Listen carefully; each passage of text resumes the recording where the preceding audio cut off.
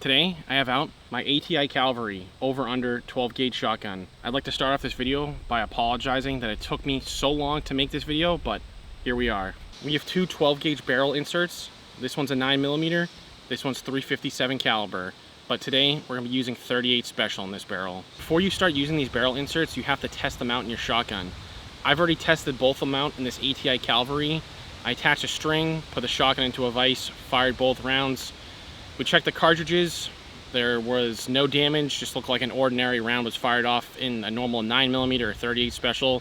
So we're good to go with those rounds. I put a scope on this. I'm gonna be trying to achieve the best accuracy possible. Now, depending on how you insert these barrels and the orientation they are when they're inserted, it can actually potentially throw your shot off a little bit. So if we're seeing some shots getting thrown off, we're gonna rotate the barrels around a little bit until we get better accuracy. So just as a heads up, we might have some shots that are gonna be off at the beginning.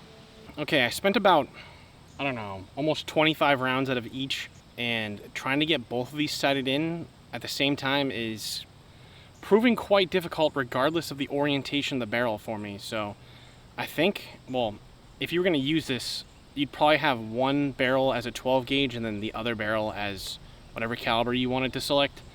So we're gonna pretend that there's just a 12 gauge in here. I'm gonna leave both barrels in, but I'll just have spent casing in there for the 38 special while we do the 9mm. So let's sight in the 9mm, go from there.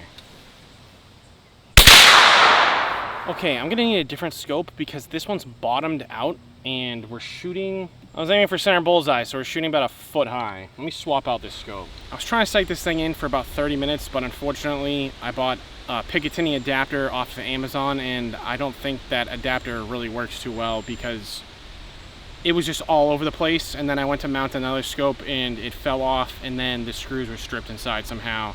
Don't ask me, Chinesium. It is what it is. We're just gonna be using the bead sight today, and when I went and just took two shots, one hit bullseye, one was a little off, but let's keep going, do a couple groups with this. I wanted the best accuracy possible, but now we're gonna have the best bead accuracy possible. The bottom barrel fires first, so we're gonna have 9mm, then 38 special. Let's go for top middle headshot. I can't see those, I gotta go check that out. I don't get it.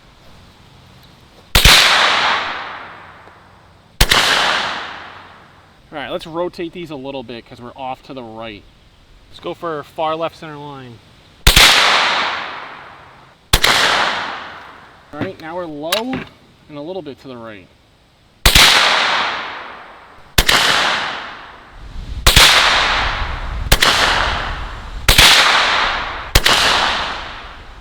Go for far right center line.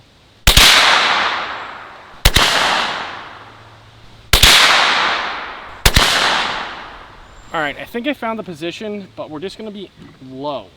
But windage looks pretty good. So let me do top middle headshot. I'm gonna aim a little bit above it and just see what we can hit. Let me do top left headshot. The 9mm is just a little bit more to the left, but the 38 special seems to be on target. Pretty good. So let's do the top left. I'll aim a little bit to the right for the 9mm and up. If I wasn't compensating to the right, that would have been dead on. If I didn't aim up, that would have been dead on. Let me set up some targets, see what we can actually hit. Maybe we'll do a Texas Star too. It'll be a little slow, but we'll try it out. All right, let's take on that Texas Star first. Bigger target. Give me something to warm up with.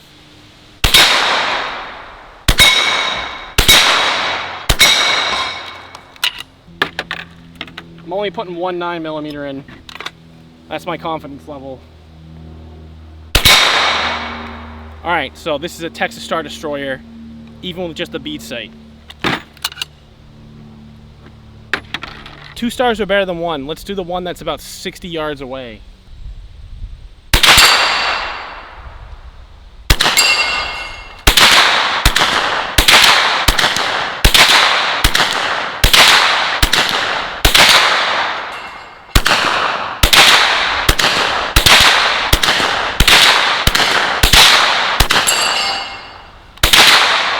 We We were getting some stuck casings. The 9mm doesn't always consistently want to extract. Sometimes it gets jammed in there, but it's not enough where, you know, I think that it's going to be dangerous in this. The casing and everything looks fine. It's just a little bit stuck. It doesn't take too much to get it out. You just need a little bit of leverage because it's kind of hard to get your finger in there. Before we move on, let's record some chronograph data. I have a Smith & Wesson 38 Special.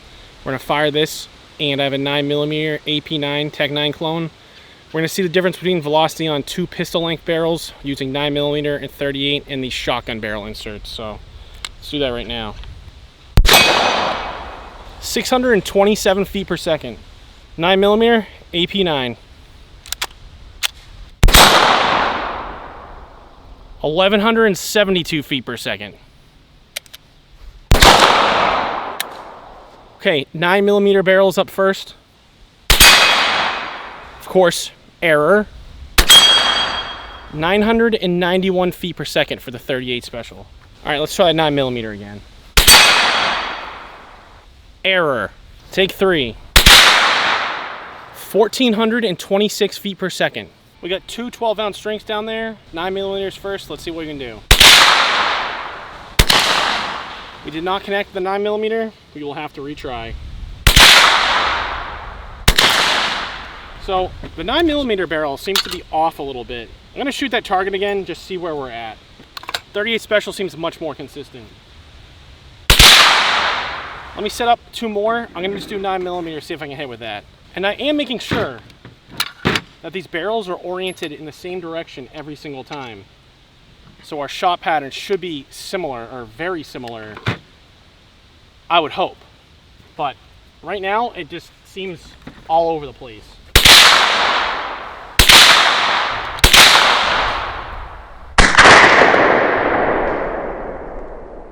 That time I aimed directly on it and it hit. All right, how about this? 12 gauge, first one of those sodas. And one of these.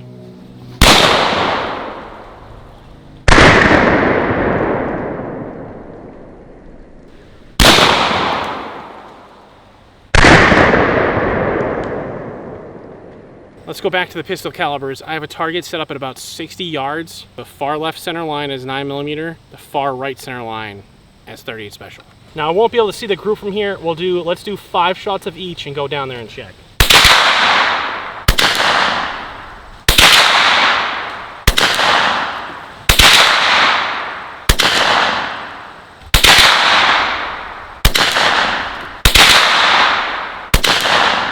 Let's see how much of a disaster this is.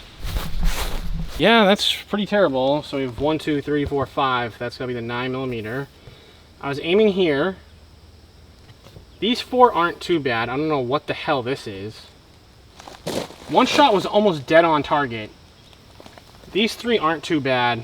I don't know what the hell that is, and I'm pretty sure one flew off the edge there.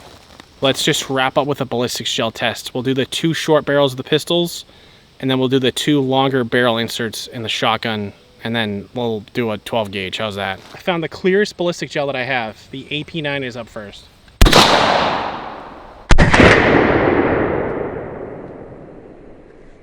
Now for the 9mm out of the 12 gauge barrel insert.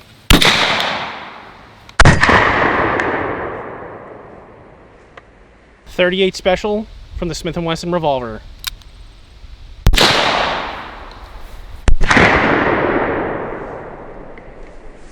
.38 Special out of the 12 gauge barrel insert.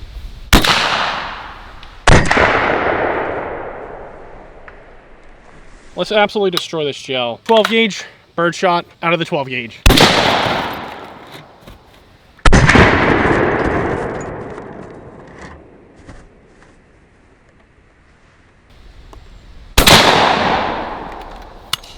All right, I was gonna do another 12 gauge shot, but I'll show you what it did to my table, and that's why I didn't do a second one. I'm not intentionally trying to destroy the tables, it just kind of happens naturally.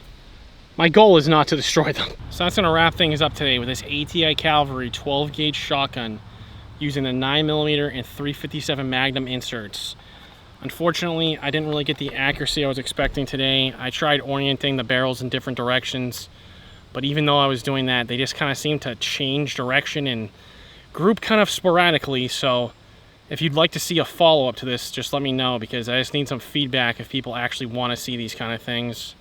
That would definitely really help me out. All right? So yeah.